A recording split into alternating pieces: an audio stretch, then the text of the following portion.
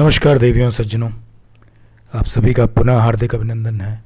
स्वागत है आप ही के अपने चैनल असिडियस आशीष में। नवीन दिवस, नवीन कार्यक्रम। तो आज कार्यक्रम को आरंभ करते हैं।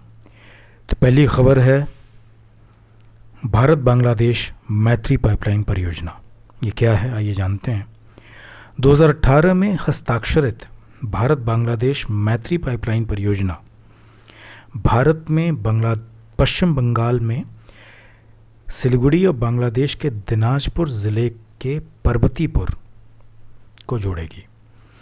भारत से मैत्री पाइपलाइन जून से बांग्लादेश को डीजल की आपूर्ति शुरू कर देगी। भारत से डीजल आयात करने के लिए 131.5 किलोमीटर लंबी पाइपलाइन का निर्माण किया गया है, जिसमें से 126.5 किलोमीटर बांग्लादेश में और 5 किलोमीटर भारत में है। IBFPL यानी India Bangladesh friendship pipeline project परियोजना का उद्देश्य आयातित ईंधन तेल के परिवहन को सुविधाजनक बनाना और बांग्लादेश के लिए इसकी परिवहन लागत को कम करना है। ये उद्देश्य है।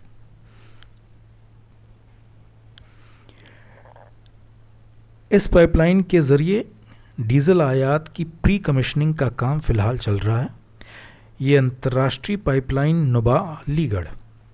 नुमालीगढ़ रिफाइनरी लिमिटेड के सिलीगुड़ी स्थित मार्केटिंग टर्मिनल से बांग्लादेश पेट्रोलियम कॉरपोरेशन के पर्वतीपुर डिपो तक डीजल ले जाएगी। भारत बांग्लादेश मैत्री पाइपलाइन IBFPL के लिए ग्राउंड ब्रेकिंग समारोह सितंबर 2018 में प्रधानमंत्री नरेंद्र मोदी और बांग्लादेश की प्रधानमंत्री शेख हसीना द्वारा आयोजित किया गया था। इस पाइपलाइन की क्षमता 1 मिलियन मीट्रिक टन प्रतिवर्ष है और इसे भारत सरकार से अनुदान सहायता के तहत बनाया जा रहा है। ये ईंधन तेल उत्पादों को पश्चिम बंगाल राज्य में भारत के सिलीगुड़ी मार्केटिंग टर्मिनल से बांग्लादेश में निर्यात करने में सक्षम रहेगा। ढाका दिल्ली समझौते के अनुसार पहले चरण में पाइपलाइन के माध्यम से 15 साल के लिए ईंधन तेल बांग्लादेश पहुंचाया जाएगा और देशों की सहमति पर यह अवधि बढ़ाई जाएगी। अभी फ़िलहाल 15 साल के लिए है ये, और फिर समझौता हुआ, उनकी सहमति हुई दोनों देशों के बीच, तो ये अवधि बढ़ा दी जाएगी। भारत बांग्लादेश के बीच द्विपक्षीय व्यापार में लगातार वृद्धि हुई है। 2020 में साल दर साल 14% की वृद्धि हुई, जो प्राप्त करने के लिए एक बहुत ही उत्साहजनक आंकड़ा है। भारत को बांग्लादेश का निर्यात अरबों डॉलर के आंकड़े को पार कर गया है और ये बहुत ही स्थिर आधार पर बढ़ रहा है। 2021-22 में बांग्लादेश दक्षिण एशिया में भारत के लिए सबसे बड़ा व्यापार भागीदार और दुनिया भर में भारतीय निर्यात के लिए चौथा सबसे बड़ा गंतव्य बनकर उभरा है। ये प्रशंसनीय है। अब अगली खबर की तरफ बढ़ते हैं। वो है सिंधु जल संधि, इंडस वाटर ट्रीटी। और इससे जुड़ी क्या खबर है? भारत ने संशोधन के लिए पाकिस्तान को नोटिस भेजा। तो ये क्या है, क्यों नोटिस भेजा गया और ये जल संधि कब हुई आइए जानते हैं। 1960 में भारत सरकार और पाकिस्तान सरकार के बीच सिंधु जल संधि इंडस वाटर ट्रीटी पर हस्ताक्षर किए गए थे। विश्व बैंक ने संधि पर समझौता वार्ता की थी। इस संधि के अनुसार ब्यास, रावी और सतलज के पानी को भारत द्वारा नियंत्रित किया जाता है और सिंधु, झेलम और चिनाब के पानी को पाकिस्तान द्वारा नियंत्रित किया जाता है। ये सभी नदियाँ सिंधु जल प्रणाली बनाती हैं। भारत की जल प्रणाली तक 20% पहुँच है और पाकिस्तान की 80% पहुँच है। भारत के अनुसार पाकिस्तान संधि को लेकर आक्रामकता करता है और करता आ रहा है। इसी वजह से भारत ने पाकिस्तान को संधि में संशोधन के लिए नोटिस भेजा है। ये जो ट्रीटी में अमेंडमेंट्स हो सकें, इसलिए ऐसा भारत ने किया है।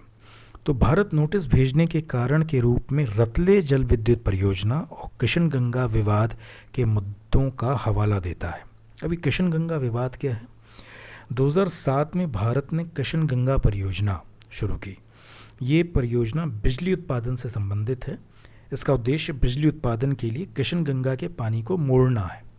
इसी पर पाकिस्तान ने आपत्ति जाहिर की और 2011 में परियोजना ठप हो गई। पाकिस्तान ने क्यों आपत्ति की? पाकिस्तान के अनुसार किशनगंगा झेलम की सहायक नदी है। सिंधु जल संधि के तहत झेलम का पानी पाकिस्तान का है।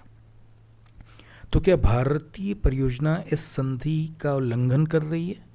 तो उत्तर है नहीं।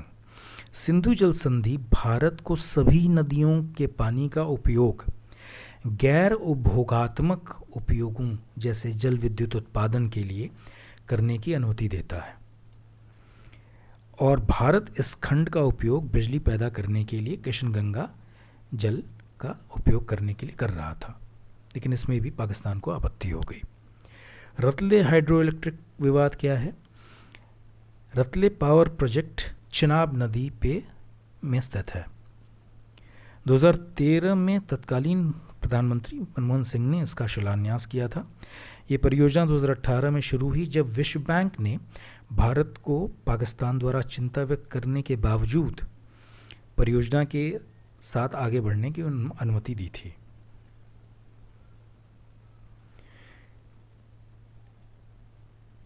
तो इसी संधि में संशोधन हेतु भारत ने पाकिस्तान को नोटिस भेजा है।